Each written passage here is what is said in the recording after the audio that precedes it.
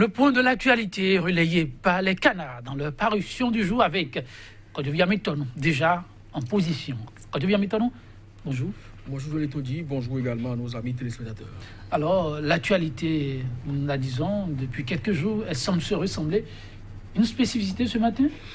Non, c'est l'annonce, par exemple, des syndicalistes d'un boycott à 95% à la limite de l'évaluation diagnostique en vue en République du Bénin. C'est aussi les supputations pour ce qui concerne la délivrance du certificat de conformité, sans oublier également la valeur aujourd'hui qu'il faut accorder à la parole de l'autorité. Donc c'est entre autres sujets d'analyse abordés par les canards ce matin. Et nous allons démarrer avec l'Afrique en marche qui met donc en titre certificat de conformité. Le chantage de la rupture a échoué.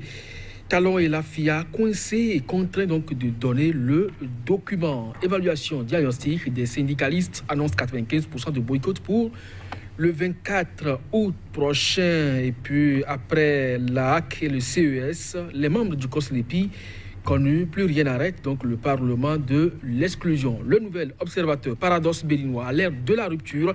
Inimaginable simplement, s'exclame le journal. Dossier évaluation diagnostique.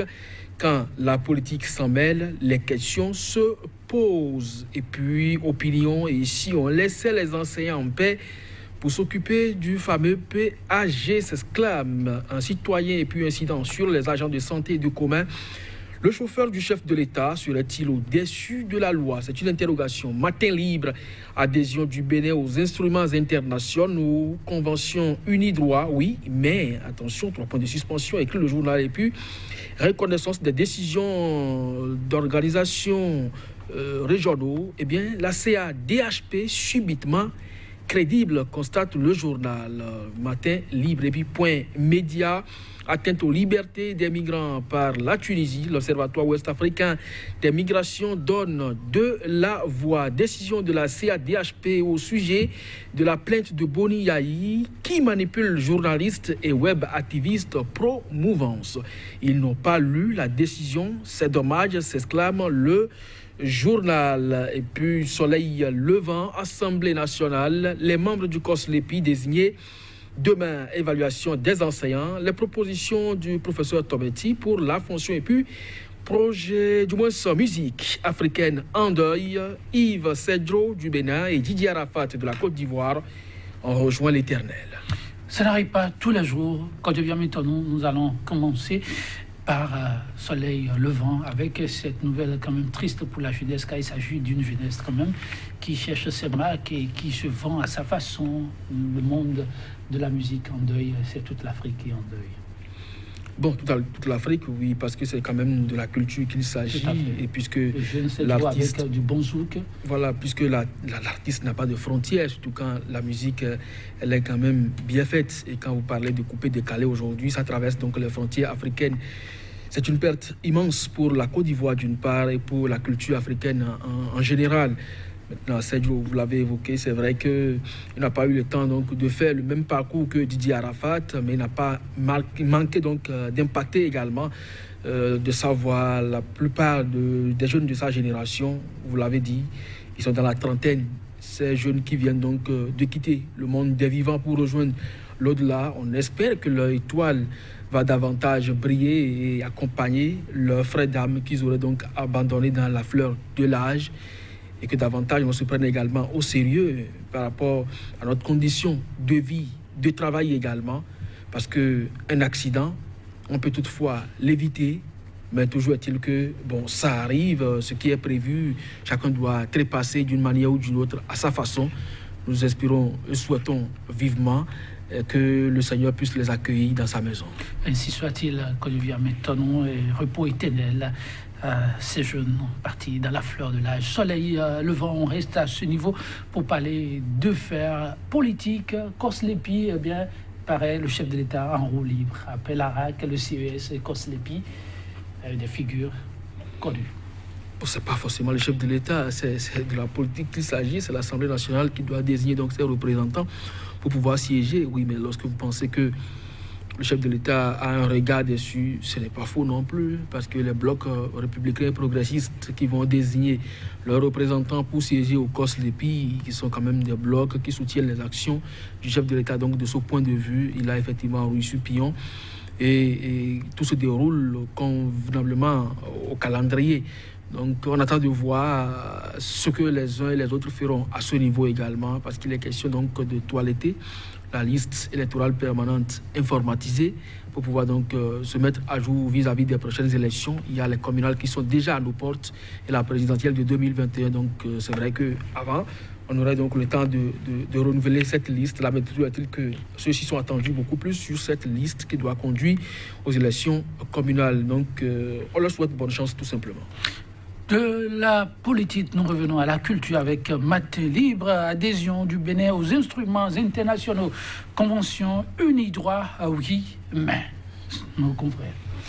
Oui, il y a aussi ce titre qu'il ne faut pas oublier, reconnaissance des décisions d'organisations régionaux, ou du moins non, ça devait être régional, parce que figurez-vous que le Bénin a adhéré à la Cour africaine des droits de l'homme et des peuples. Mais si subitement, comme le journal l'a écrit, cette Cour aujourd'hui est crédible, ça laisse croire que lorsque les décisions sont rendues et n'agréent pas peut-être ceux qui sont là aujourd'hui, eh bien les institutions sont discréditées. Aujourd'hui, il n'y a plus de baromètre qu'on évoque en termes de performance économique, sans citer le FMI, la Banque mondiale. Mais tout au début, quand ces institutions avaient tiré sur la sonnette d'alarme, eh bien, on sait tout ce qu'ils avaient subi en termes de traitement dans les médias. Maintenant, quand on parle de convention Unidroit, c'est normal. Mais là où ça me dérange, c'est au-delà donc du titre du journal, c'est que le Bénin a déjà réclamé ses patrimoines auprès de la France, avant de vouloir aujourd'hui adhérer, donc avant de constater finalement que les mécanismes juridiques qui devraient appuyer cette demande-là n'existaient pas. Mais ça pose un problème sérieux.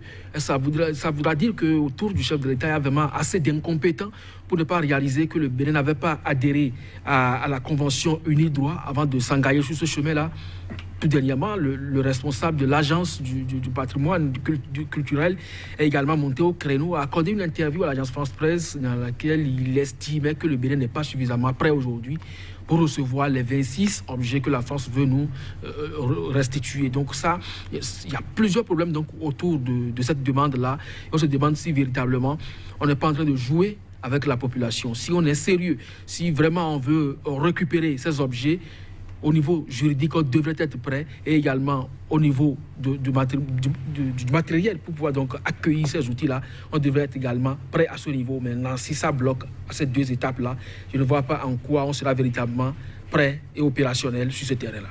Olivier, mettons une autre qui fait beaucoup de bruit ces temps-ci avec l'Afrique en marche. Il s'agit de la question de l'évaluation diagnostique des syndicalistes. Nous apprend l'Afrique en marche annonce 95% de boycott pour le 24 août prochain.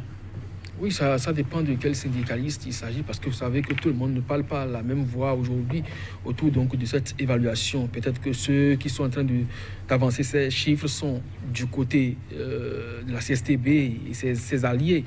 De toutes les façons, les enseignants, la plupart, ne veulent donc pas cette évaluation, compte tenu des suspicions qui pèsent autour.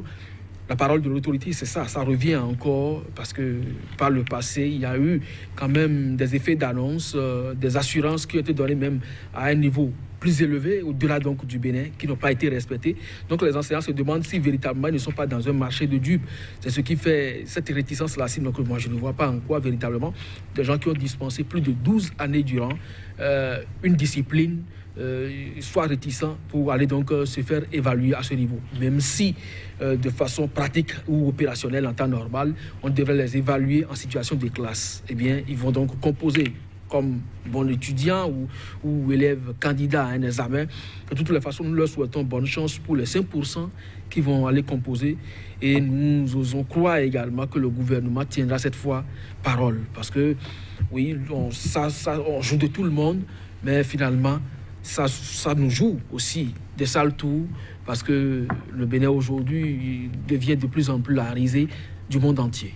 Aujourd'hui, maintenant, et face à la situation de l'éducation La fonction enseignante, en l'occurrence, ils en sont à faire des suggestions. Au nombre de ceux-là à donner de la voix, il y a l'institutionnaliste, professeur Nassis Tomiti, et c'est l'Afrique en marche qui revient encore sur ces propositions qui peuvent aider à tourner définitivement la page de la crise. Oui, au-delà de la quantité, il faut aussi la qualité. Il l'a dit. Je crois que il est donc à prendre au sérieux. Il a travaillé autour de la nouvelle conscience. De plus en plus, on le voit comme un opposant. Mais moi, je dis, ceux qui pensent que X ou Y, qui aujourd'hui n'accompagne pas le pouvoir, qui ne dit pas oui, monsieur, bravo, président, vous faites bien, on l'étiquette, on le tasse d'opposant. C'est dommage. Des cerveaux, des têtes pensantes comme ça, on devrait quand même les associer à la gestion de la chose commune. Parce que Simon Nassis Tometi, quand vous lisez et ses critiques, ses propositions, vous sentez que vraiment c'est du sérieux, c'est du concret, c'est du vrai. Pascal Koupaki aujourd'hui, il est dans le gouvernement, il a travaillé avec lui pendant tout le temps, il sait donc de quoi il est capable, cet éminent enseignant, mais malheureusement, et puisque la politique doit passer partout, je vais l'en faire avec, et on suit. On fait avec, on suit. Que faire pour tourner définitivement cette page? On espère que dans les tout prochains jours, on aura des éléments d'appoint. Mais le journal, passons, on dit de l'autre côté, on a quelques secondes, nous parle d'affaires de couple. Ce n'est pas évident à l'instant des revues, à l'heure des revues, le côté jardin à cultiver ou à bannir pour le bien-être du couple. L'Afrique en marche. Non, mais vous savez, dans je dirais la parfaite forme de vérité ou de sincérité, vous ne pouvez donc pas tout révéler, parce que il n'est pas encouragé quand même que l'on mente dans un couple, mais toute vérité aussi n'est pas bonne à dire. De ce point de vue, il y a forcément quelque chose que vous devez donc ne pas dire à l'autre, histoire de garder, de maintenir l'harmonie qui règne déjà au sein du couple. Les suspicions, c'est humain, ça va toujours demeurer, même si vous mourrez.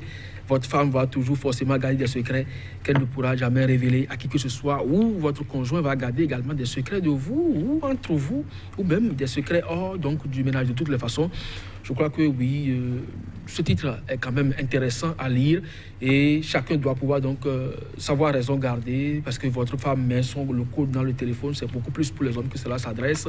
Eh bien, vous commencez pas, vous croyez la plupart du temps que c'est parce qu'elle cache des choses, elle entretient peut-être d'autres relations hors ménage, c'est pourquoi elle a mis le code sur son téléphone. Ça peut être aussi personnel, parce que vous n'êtes pas le seul à toucher à son téléphone portable. Donc de ce point de vue, oui, il ne faut pas dire toutes les vérités. Merci, quand je viens maintenant. Mesdames, Messieurs, à très bientôt.